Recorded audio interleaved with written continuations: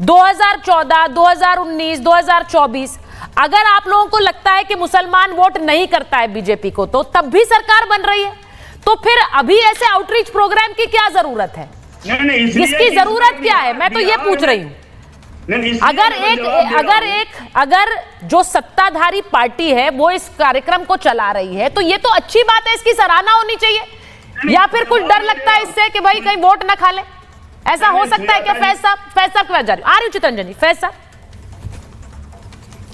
बिस्मिल्लाहिर्रहमानिर्रहीम रब्बिश रहली सदरी वयस्सिर ली अमरी वहलुल उक़दतन मिन लिसानी यफ़क़हू क़ौली। बिरादरान हिंद, अस्सलाम वालेकुम रहमतुल्लाहि व बरकातहू। भारत माता की जय। देखिए सुचरिता जी, मुसलमान किसी का बंधुआ मजदूर नहीं है। जिन पार्टियों ने मुसलमान को बंधुआ मजदूर बनाकर रखा, अब उनको लग रहा है मुस्लिम वोट बैंक उनके हाथ से खिसकने वाला है, तो उनकी ये तिलमिलाहट दिख रही है।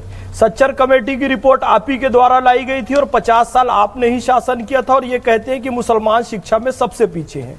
मोदी जी ने पॉलिसी लाई मुसलमानों के लिए कि एक हाथ में कुरान और एक हाथ में तलवार खत्म करो, एक हाथ में कुरान और एक हाथ में कंप्यूटर वाली शिक्षा चालू करो। उसका परिणाम यह हुआ कि 50 से ज्यादा मुस्लिम बच्चों ने आईएएस और आईपीएस का एग्जाम पिछले साल निकाला। इसके साथ साथ कर्नल निजामुद्दीन के पैर छू लिए, इसलिए इनको आपत्ति है। हुनर हाट चालू हो गया, इसलिए इनको आपत्ति है। डॉक्टर कलाम साहब को राष्ट्रपति बना दिया गया और आरिफ मोहम्मद खान साहब को राज्यपाल बना दिया गया, आपत्ति, इसलिए इनको वोट बैंक खिसकता हुआ लग रहा है। और मैं बताऊं, हमारे अभी प्यारे भाई पूनावाला साहब ने कहा कि पद्मश्री आप अपने जमाने का बताइए। मैं आपकी बात को ही आगे बढ़ाता हूं मेरे भाई, कि गीता मनीषी अनवर जलालपुरी को पद्मश्री दिया गया। मैं गौ सेवक हूं। शब्बीर मामू गौ सेवक महाराष्ट्र बीड़ के, उन्हें पद्मश्री दिया गया। गुलाम रसूल साहब कश्मीर के शिल्प गुरु हैं, उन्हें पद्मश्री दिया गया। और इस बार 4 लोगों को, ऐनुल हुदा साहब, बेगम बैतूल, फारूक अहमद भी, इन सबको मोदी जी ने पद्मश्री दिया गया। जो कह रहे हैं जी ये नाटक कर रहे हैं, ये चुनावी है, तो नहीं, ऐसी कोई बात नहीं है। सुचरिता जी, आपने कहा कि मुस्लिमों का अपेक्षाकृत वोट 2014 और 2019 में नहीं मिला, फिर भी मोदी जी ने किसी के साथ भेदभाव नहीं किया। ये सारी मैं जो योजनाएं बता रहा हूं, और उन्होंने अरबी तक में समझाया कि भाई शिक्षा हासिल करो। अल हिकमतु ज़ाल्लतुल मोमिन फहसो वज़दहा अहक्को बेहा।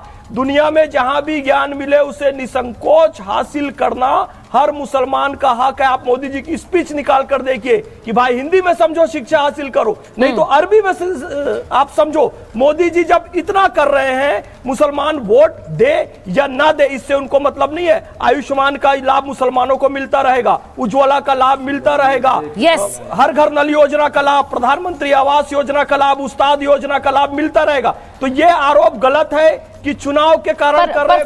फैज साहब, होता क्या है ना, एक धारणा बन गई है कि बीजेपी को मुसलमान वोट नहीं देता है। आपत्ति होती है, एक धारणा तो है कि मुसलमान बीजेपी को वोट नहीं दे रहा है। तो अब अगर विपक्षी आरोप लगा रहा है कि भाई ये आरोप, ये एक बार शहजाद जी को लीजिए, मैं शहजाद जी से पूछती हूँ। शहजाद जी, ये कहा जा रहा है बिहार में चुनाव है, बंगाल में चुनाव है, इसीलिए ये आउटरीच प्रोग्राम है, क्योंकि वहां पर मुसलमानों की संख्या ज्यादा है। वहां पर जमीयत ने कह दिया कि भाई इनकी इफ्तारों में भी मत जाओ नीतीश कुमार के, तो इसीलिए ये आउटरीच प्रोग्राम है, ये गिफ्ट बांटे जा रहे हैं ईद के। चलिए, हाँ, मैं आपको 2014 से पहले के स्थिति के बारे में अवगत कराता हूं। गुजरात के मुसलमान और बंगाल के मुसलमान, गुजरात में जहां पर मोदी जी की सरकार रही मुख्यमंत्री के रूप में, और बंगाल में जहां पर लेफ्ट और फिर उसके बाद तृणमूल कांग्रेस की, कभी बीजेपी की सरकार नहीं रही।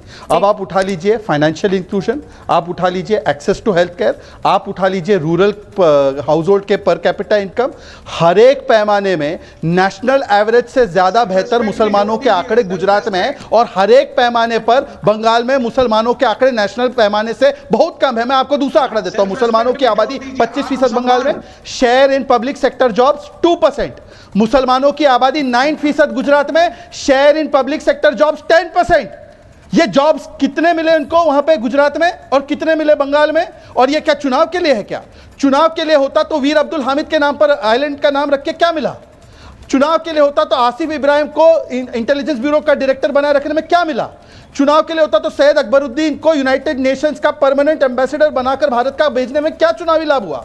इसीलिए मैं कहता हूं चुनावी लाभ से आगे सोचिए। और जो चित्तरंजन जी ने कहा, चित्तरंजन जी आप बताइए, हम तो सभी धर्मों का सम्मान करते हैं, पर महाकुंभ को फालतू कहा, एक बार किसी और धर्म के आयोजन के लिए फालतू शब्द का इस्तेमाल कीजिए, एक बार मात्र। या एक बार आप आरक्षण करते ना, पीडीए, एक बार कहिए कि एएमयू में यादवों का आरक्षण हो, एक बार बोल दीजिए ना, एक शब्द नहीं निकलेगा। मुसलमानों के लिए रिजर्वेशन की कॉन्स्टिट्यूशन बदलकर व्यवस्था करनी है, पर एएमयू में जहां एससी एसटी ओबीसी का आरक्षण था वहां पर समाप्त किया, और एक बार आप नहीं बोल सकते। इसलिए मैं कहता हूं आप तुष्टिकरण करते हैं, आप संविधान के खिलाफ जाते हैं, हम संविधान के साथ चलते हुए संतुष्टिकरण की ओर जाते हैं। अब मैं एक फिगर में फराज साहब, मुमताज जी आपके पास जाऊंगी, इससे पहले एक फिगर दिखाऊंगी। फराज साहब, अब मैं सीधे एक तस्वीर दिखा रही हूँ। 2022 तक पीएम आवास योजना, कुल 68 लाख मकान बने, इनमें मुसलमानों को 14 लाख मकान मिले, यानी कि करीब 21%।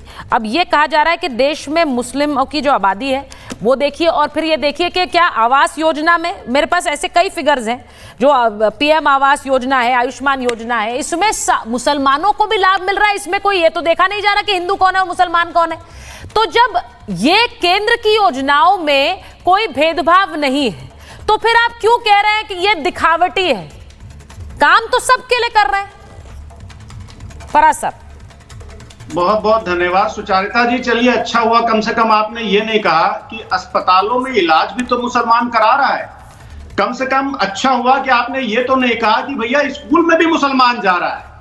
बहुत अच्छा हुआ कि आपने ये नहीं कहा कि भैया देखो ट्रेनों में भी मुसलमान चलते हैं। बहुत बढ़िया। बहुत अच्छा हुआ कि आपने ये भी नहीं कहा कि भैया पार्क में भी मुसलमान घूमता है। तो देखिए सुचारिता जी, जो भी ये मैं कहूंगी नहीं फराज साहब, ये आपको आंकड़े सिर्फ इसलिए बताए क्योंकि आप आरोप लगाते हैं। अब इन आंकड़ों पर बात कर लेते हैं, उनसे सवाल उनका, आपसे सवाल आपका। हाँ सुचारिता जी सुनिए, अब देखिए यहाँ पर 2-3 बातें हुई। मेरे प्यारे भाई शहजाद भाई ने अभी कुछ मुस्लिम बच्चों के ड्रॉप आउट की बात की।